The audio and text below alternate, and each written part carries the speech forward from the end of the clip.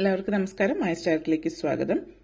വിശാഖം നക്ഷത്രക്കാർക്ക് ഈ വരുന്ന മെയ് 2024 എങ്ങനെയാണ് നമുക്ക് നോക്കാം. അതിലേക്ക് കടക്കുന്നതിന് മുമ്പ് പ്രൈവറ്റ് കൺസൾട്ടേഷൻ താല്പര്യമുള്ളവരാണെങ്കിൽ അതിന്റെ ഡീറ്റെയിൽസ് ഡിസ്ക്രിപ്ഷനിലുണ്ട്. വാട്സ്ആപ്പ് നമ്പറും മറ്റു ഡീറ്റെയിൽസും ആണുള്ളത്. വാട്സ്ആപ്പ് വഴി മെസ്സേജ് ചോദിക്കാവുന്നതാണ് പ്രൈവറ്റ് കൺസൾട്ടേഷൻ സംബന്ധിക്കുന്ന കാര്യങ്ങൾ. നമുക്ക് റീഡിംഗ്സിലേക്ക് കടക്കാം.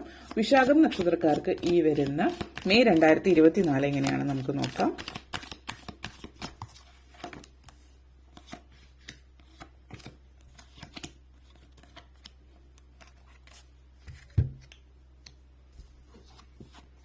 World, 10 of Swords, 6 of Swords, 5 of Wands, King of Wands, 8 of Pentacles energy. വിശാഖം നക്ഷത്രക്കാരെ സംബന്ധിച്ചിടത്തോളം വേൾഡ് കാരൻ 10 of Swords ആണ്.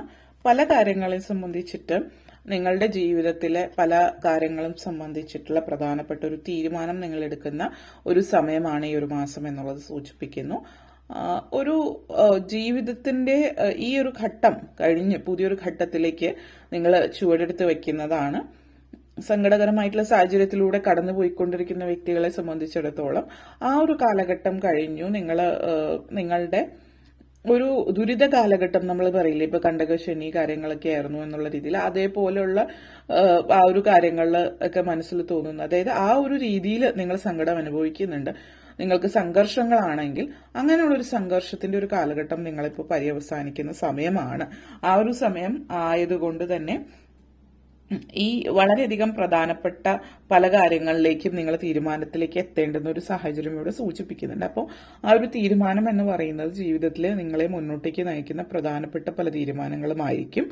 അതിലൊന്ന് വിദേശത്തേക്ക് പോവുക എന്നുള്ളൊരു കാര്യം സംബന്ധിക്കുന്ന കാര്യമാകാം. അപ്പോൾ വിദേശത്തേക്ക് പോകണോ വേണ്ടയോ എന്നുള്ളൊരു കാര്യത്തിൽ പല രീതിയിലും സംശയം മനസ്സിലുള്ളവരെ സംബന്ധിച്ചിടത്തോളം നിങ്ങൾ ഫൈനലി വിദേശത്തേക്ക് പോകാം എന്നുള്ളൊരു ചിന്തയിലേക്ക് വരുന്നതാണ്. പുതുജീവൻ അല്ലെങ്കിൽ പുനർജന്മം അല്ലെങ്കിൽ പുതിയൊരു തുടക്കം ഒക്കെ ജീവിതത്തിൽ വരുന്ന ഒരു സാഹചര്യമാണ് സൂചിപ്പിക്കുന്നത്. അതേപോലെ തന്നെ വേൾഡ് കാർഡ് നിങ്ങളെ സംബന്ധിച്ചിടത്തോളം പറയുകയാണെങ്കിൽ ജീവിതത്തിൽ ആഗ്രഹിച്ച കാര്യങ്ങൾ ലഭിക്കുക എന്നുള്ളത് വളരെ സന്തോഷമുള്ള കാര്യമാണ്. നിങ്ങൾ ആഗ്രഹിച്ച കാര്യങ്ങൾ ജീവിതത്തിൽ ലഭിക്കുന്നതിന്റെ ഒരു സന്തോഷമാണ് ഇവിടെ സൂചിപ്പിക്കുന്നത്. അച്ചീവ്മെന്റ് ആണ്, ഒരു ഹാപ്പി എൻഡിങ് എന്നൊക്കെ നമ്മൾ പറയില്ല, അതേപോലെയാണ് ഒരു പര്യവസാനം, നല്ലൊരു രീതിയിലുള്ള സന്തോഷകരമായിട്ടുള്ള ഒരു പര്യവസാനം ചില കാര്യങ്ങളിൽ ജീവിതത്തിൽ സംഭവിക്കുന്നുണ്ട്. അപ്പൊ അതിന്റെ ഒരു തൃപ്തി കൂടിയിട്ട് നിങ്ങളുടെ ജീവിതത്തിൽ കാണുന്നുണ്ട്.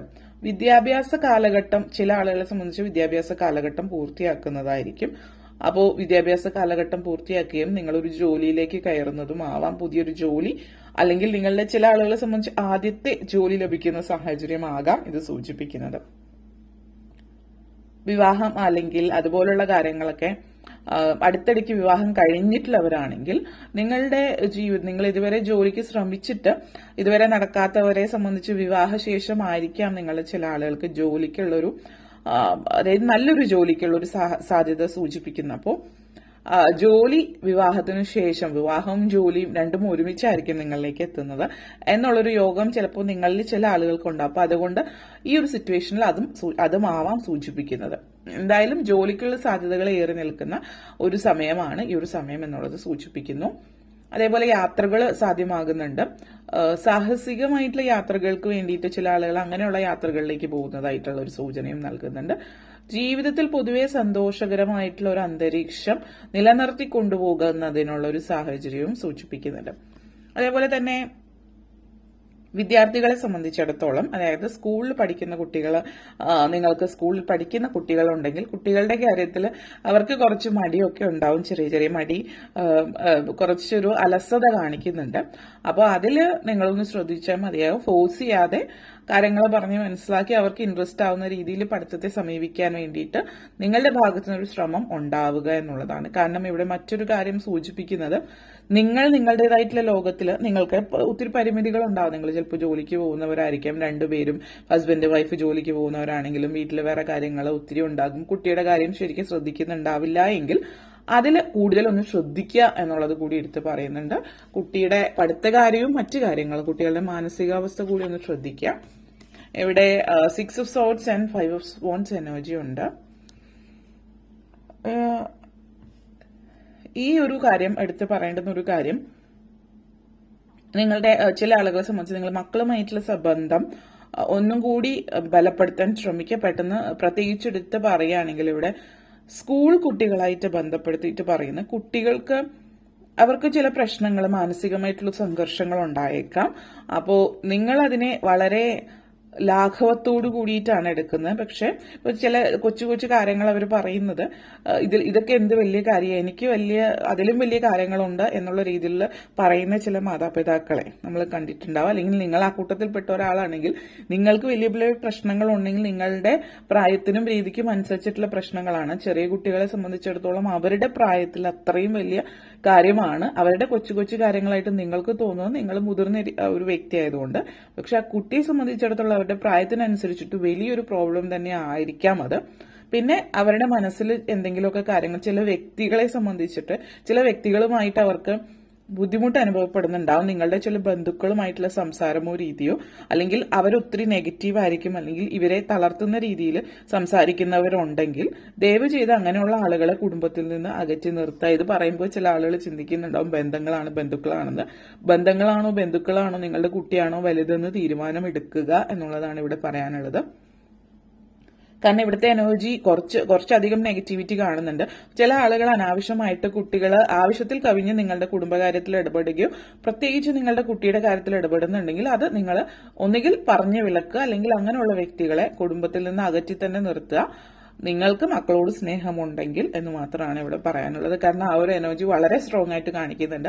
കുട്ടികൾ അനുഭവിക്കുന്ന മാനസിക സംഘർഷം അവർ മുതിരുമ്പോൾ അവർക്ക് ഇമോഷണൽ ട്രോമ, മെന്റൽ ആയിട്ടുള്ള ഇൻസെക്യൂരിറ്റീസ് അതൊക്കെ വരാൻ സാധ്യതയുണ്ട്. അപ്പൊ ഇതൊന്ന് ശ്രദ്ധിക്കുക എന്നുള്ളത് എടുത്തു പറയുന്ന ഒരു കാര്യം കൂടിയിട്ടാണ് ഇവിടെ. അതേപോലെ തന്നെ നെക്സ്റ്റ് കിങ് ഓഫ് വോൺസ് എനർജിയും ആൻഡ് 8 ഓഫ് പെന്റക്കിൾസ് എനർജിയാണ്. വിദേശത്തേക്ക് പോകാനുള്ള അവസരം വരുന്നുണ്ട്.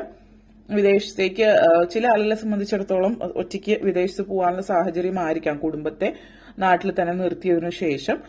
എന്തായാലും അത് കുറച്ച് നാളുകൾക്ക് അല്ലെങ്കിൽ മാസങ്ങൾക്ക് ശേഷം കുടുംബത്തെ കൊണ്ടുപോകാൻ പറ്റുന്ന ഒരു അവസ്ഥയിലേക്ക് നിങ്ങളെ കാണിക്കുന്നുണ്ട്. സാമ്പത്തികമായിട്ട് നിങ്ങൾ കുറച്ചുകൂടി ഉയർന്നതിനു ശേഷം. സാമ്പത്തികമായിട്ട് വിദേശത്ത് പോകാൻ ശ്രമിക്കുന്നവര് അല്ലാത്ത സാധാരണ മറ്റുള്ളവരെ സംബന്ധിച്ചിടത്തോളം പറയുകയാണെങ്കിൽ നിങ്ങൾക്ക് ശമ്പള വർധനവ് കാണിക്കുന്നുണ്ട് ഈ ഒരു മാസം.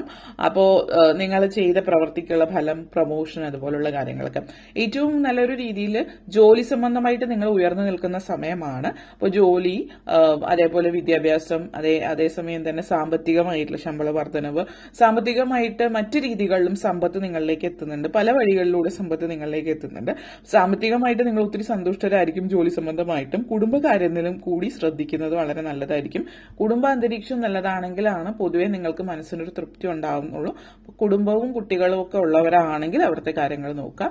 സിംഗിൾ ആയിട്ടുള്ള ആളുകളാണ് നിങ്ങളെങ്കിൽ, അല്ലെങ്കിൽ നിങ്ങൾ മുതിർന്ന ഒരു വ്യക്തിയാണ് ജോലി ചെയ്യുന്ന എങ്കിൽ നിങ്ങൾ ചിന്തിക്കേണ്ടുന്ന കുടുംബത്തിലുള്ള മറ്റുള്ളവരുടെ കാര്യങ്ങൾ കൂടിയിട്ട് ശ്രദ്ധിക്കുക. കുടുംബത്തിലെ കാര്യങ്ങളിൽ ഇടപെടുക, മനസ്സിലാക്കുക, പ്രവർത്തിക്കുക. സുഹൃത്ത് ബന്ധവും അതേപോലെ സുഹൃത്തുക്കളുമായിട്ടുള്ള യാത്രകളും മാത്രം ഒരു സാഹചര്യം, ഒരു പരിധിവരെയുള്ള കേരളത്തിലെ അന്തരീക്ഷത്തിൽ പലപ്പോഴും